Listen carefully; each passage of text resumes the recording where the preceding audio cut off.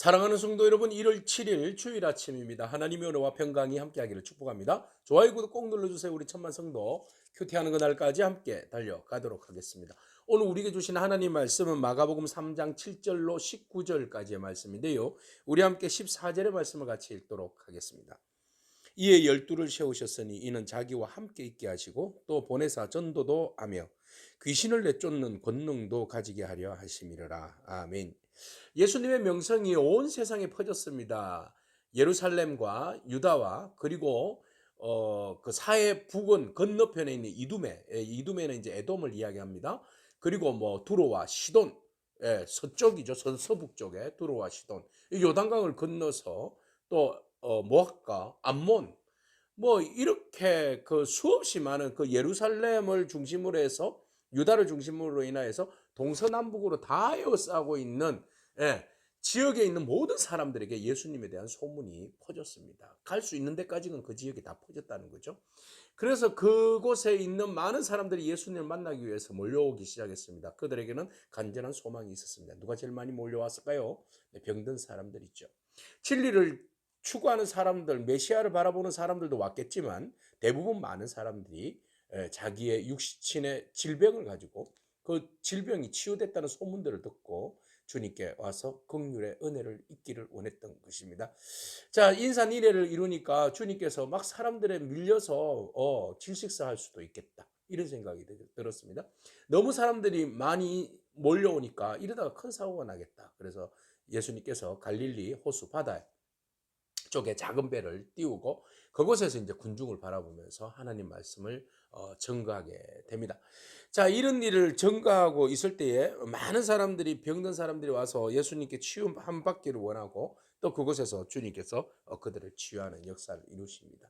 그때에 어떤 사람 속에 있는 귀신이 예수님을 바라보면서 당신 하나님의 아들입니다. 그래서 다른 사람들도 흥분하고 모두가 다 예수님이 하나님의 아들이다, 메시아다, 우리의 구원자다, 참 신통방통한 분이다, 뭐 이런 수없이 많은 이야기를 할 때에 이 귀신도 등달아서 예수님을 보고 하나님의 아들입니다, 이렇게 이야기를 한 거죠.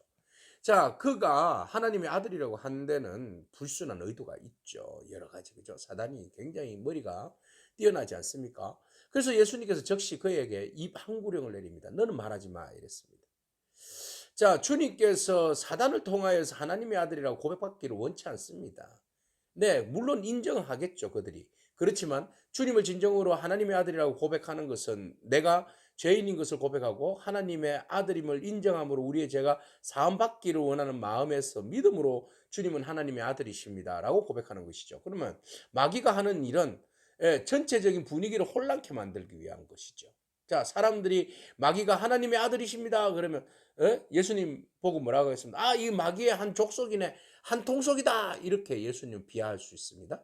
또 하나님의 아들입니다라고 이야기하면 정말 메시아란 말이야? 그러면 자기 사람들이 나름대로 자기들이 생각하고 있는 정치적인 어떤 메시아, 자기들 나름대로 생각하고 있는 그 메시아관이 있을 거 아니에요. 그것을 예수님께 투영시켜서 예수님이 그들의 어떤 그 소망을 이루기 위한 하나의 메시아관으로 딱 세워서 몰아붙이는 거죠. 예수님이 의도했던 죄인들을 구원하기 위하여서 오시는 참 메시아의 모양이 흐트러지게 되는 거죠. 정치적인 메시아, 그들에게 현실적인 어떤 문제들을 해결해 주는 메시아, 이런 쪽으로 몰고 가버리면 하나님의 일을 하는 데 있어서 참 많은 걸림돌이 벌써부터 생기는 거예요. 종교 지도자들과 또 충돌해야 되죠. 막 이러면은 예수님께서 서서히 이런 일들, 그 일련의 과정을 통하여서 하나님의 아들인 것을 드러내고 메시아인 것을 드러내고 그리고 십자가의 과정을 거쳐서 죽으시고 부활하셔서 우리의 모든 죄를 도말하여 주시고 해결해 주시는 진정한 메시아로서의 어떤 일련의 과정들이 있는데 그것을 뛰어넘고 무시해 버리면 굉장히 이것이 이제 좋은 의도보다는 나쁜 의도의 충돌이 많이 일어날 그런 위험성이 있는 거죠. 그래서 예수님께서 함구령을 내립니다. 너 입 다물지 마. 너를 통해서 하나님의 아들이라고 듣고 싶지 않아. 이 말씀이잖아요. 자, 이런 일이 있고 난 다음에 예수님께서 본격적으로,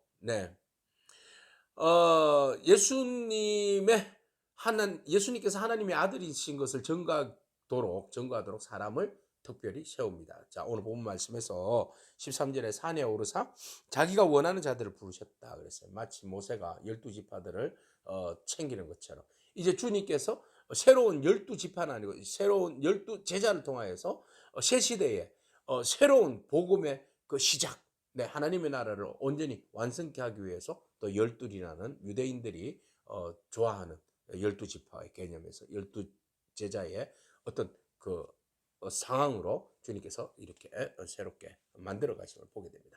자, 이렇게 해서 예수님께서 12명을 부르셨는데요. 12명의 제자를 세우신 목적이 오늘 14절에 나와 있어요. 이에 12명을 세우셨다. 예, 주님이 우리를 세우십니다. 세우시고 난 다음에 왜 세웠냐? 주님과 함께 하기 위해서. 네. 주님과 함께 하도록 세우십니다. 왜 주님께서 우리가 세우신 이유가 주님과 함께 하기 위함입니까? 네, 주님과 우리가 동행함으로 하나님의 뜻을 알고 주님의 마음을 알고 하나님의 그 뜻과 하나님 비전과 하나님의 계획과 우리를 통하여서 일하게 하시는 그 하나님의 모든 일련의 과정들을 주님을 통해서 훈련받게 하시는 거죠.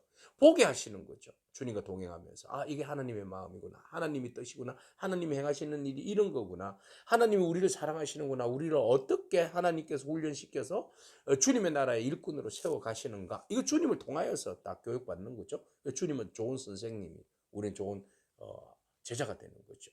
자, 그러기 위해서 사람을 세우고 부르셨다라는 거죠. 함께 하기 위해서. 그뿐만 아니라 주님께서 제자들에게 함께 하셔서 하나님 나라를 가르치고 교육하고 세우는 것도 중요하지만 그들에게 뭘 전도할 사명을 주신다. 전도도 하며 도를 전하는 거죠. 예수 그리스도가 하나님의 아들이신 것을 전하게 하며 그 전하게 하는 데 있어서 성령님의 강력한 기름 부으신 권능을 주셔서 귀신도 쫓아내는 능력을 부여하기 위하여서 제자들을 세우셨다는 것이죠. 주님과 제자를 세워서 주님과 함께하고 전도도 하게 하고 권능을 주어서 능력 전도, 귀신을 쫓아내는 능력까지도 주셨다라는 겁니다. 오늘 이 은혜와 이 능력이 우리 가운데 임하기를 축복합니다. 주님은 혼자 일하지 않습니다. 오늘 우리를 통하여서 함께 하나님 나라를 세워가기를 원하시고 우리를 세우시고 우리를 부르시고 우리와 함께 하시며 우리에게 전도의 사명을 주시고 우리에게 권능을 부어주실 줄로 믿습니다. 성령님께서 오늘 우리에게 부어주시는 그 권능의 역사로 우리가 선포하며 묶인 자들을 풀어서 주님께 온전히 올려드리는 그런 증거자가 되기를 원합니다. 그래서 주님은 마귀에게는 예수님이 하나님의 아들이라는 것을 함구하게 함구령을 내려주시고 제자들에게는 예수 그리스도가 하나님의 아들이신 것을 증거할 수 있는 그런 자격과 길을 열어주셨다는 겁니다. 오늘 우리가 함구해서는 안 됩니다. 마귀만 함구해야 됩니다. 오늘 우리는 주님의 제자입니다. 우리의 입술을 열어서 주님을 살아계신 하나님의 아들이신 것을 선포하고 묶인 자들을 자유케 하고 사단이 확장시키고 있는 그 사단의 나라의 영역들을 우리가 예수의 나라, 하나님의 나라로 확장시켜 나가는 그런 저와 여러분에게 축복합니다. 그래서 12명의 제자를 부르셨죠. 베드로와 안드레, 야고보, 요한, 빌립과 도마와 바돌로메, 그리고 마테와 그리고 알페오의 아들 되는 야고보와 시몬과 다데오와 가룟 유다 이렇게 쭉 세우지 않습니까? 여기서 재밌는 이름이 나와요. 예수님께서 베드로를 시몬이라는 사람이 2명 나오잖아요. 그래서 구분하기 위해서 시몬이라는 사람의 이름을 별명을 지어줬는데 한 사람은 가나나인 시몬이에요. 가나나인이라는 말의 뜻은 열흘당원이라는 것이죠. 그 칼을 들고 있는 열흘당원이에요. 그 독립투사예요. 그런 사람, 예. 그런 사람을 또 제자로 부르셨잖아요. 12명 중에. 또 베드로는 뭐예요? 네.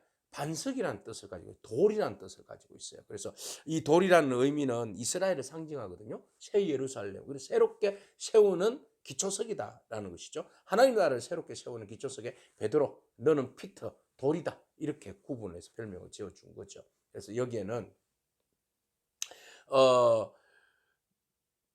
주님의 나라를 위하여서 또 어떤 사람은 자성향이 굉장히 강한 사람도 있고, 또 주님께서 레이도 부르셨잖아요. 레이가 누굽니까? 바로 친로마주의적인 사람이잖아요. 그러니까 굉장히 좌측에 있는 사람도 우측에 있는 사람도 다 주님의 나라를 위해서 부르셨다라는 겁니다. 오늘 그 12명이 나중에 가룟 유다는 예수님의 판자다라고도 나와 있지만 각양각색의 사람들을 주님께서 부르셔서 그들에게 권능 주시고 또 함께 하시고 말씀하시고 키워서 세워서 하나님 나라를 증거할 수 있는 그런 귀한 사명자로 세워주셨다는 겁니다. 오늘 우리가 긍휼을 베풀어 주시는 주님, 누구든지 환자들과 병자들을 맞이하여서 그들을 치유하시는 주님, 또 우리에게 진정으로 하나님 나라의 일꾼으로 함께 그 일을 파트너십으로 세워서 그 일을 감당하며 나아가자라고 우리를 초대하시는데 그 일에 응답하면서 주님과 함께 하나님 나라를 멋지게 세워가는 그런 저와 여러분이기를 축복합니다. 아멘. 기도하겠습니다. 주님 감사합니다. 하나님 나라를 위하여서 부르받은 제자들의 모습을 바라봅니다. 때로는 어떤 사람들은 우리의 아들이라 해서 혈기가 왕성한 사람도 있고, 어떤 사람은 열혈당원이라 해서 또 무력으로 또 하나님 나라를 세우려고 하는 사람도 있고, 어떤 사람은 아주 그 죄인의 공동체 안에 속해 있는 레위 같은 그런 사람도 있고, 모든 사람들이, 다양한 사람들이 예수님의 제자로 부르심을 받았음을 바라봅니다. 하나님, 오늘도 우리를 제자로 부르시고 주의 공동체 일원으로 불러주셨는데 우리의 상황과 형편을 돌아봐 주셔서 오직 우리의 모든 것들을 내놓고 주님만 바라보면서, 주님 우리에게 사명 주심을 바라보며 귀하게 여기며 그 일들을 잘 감당하며 나아가는 그런 참된 제자가 되게 하여 주시옵소서. 예수님의 귀하신 이름으로 기도합니다. 아멘. 오늘도 믿음으로 승리하길 축복합니다. 아멘.